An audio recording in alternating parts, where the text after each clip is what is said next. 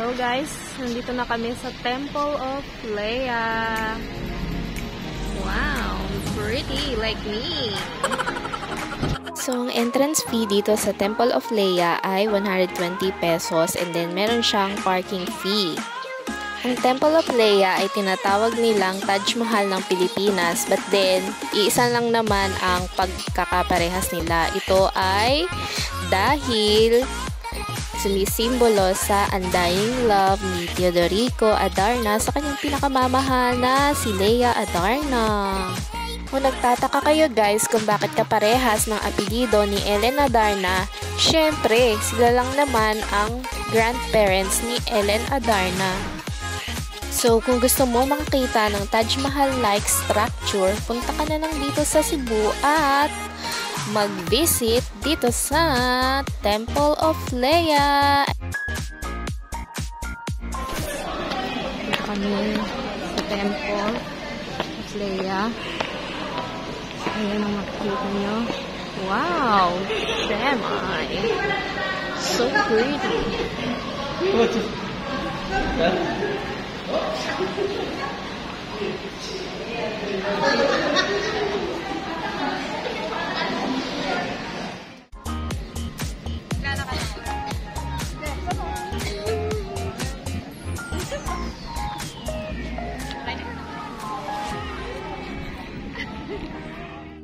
Kung nandito ka sa labas guys, ito ang view ng Temple of Leia. Ayan. Pretty naman. O, sige. Selfie pa more. Si girl.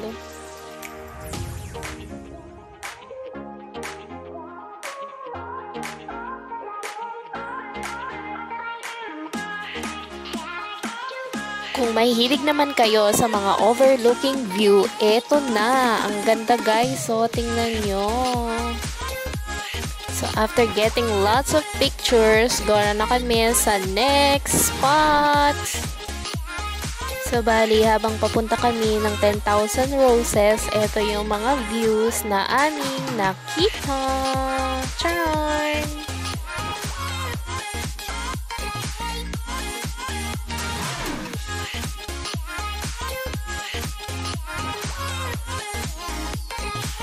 Bagong casino dito, hotel casino, you know, Star. Yan yung SMC side. So guys, ayang malaking parang feeling nyo Colosseum na style. Ano siya, SM siya. Ako rin nagulat ako kasi medyo kakaiba yung design ng SM na to. Apat sa pinakamalaking SM sa Asia. Ano girl? Eto. Yung SM na to. Ang gara nung design niya. Kaya hindi ko siya napansin na ano pala siya. Mall.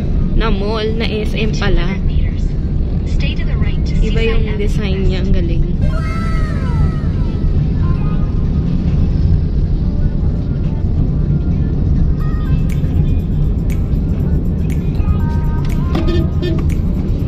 Ang SM MOA, ano?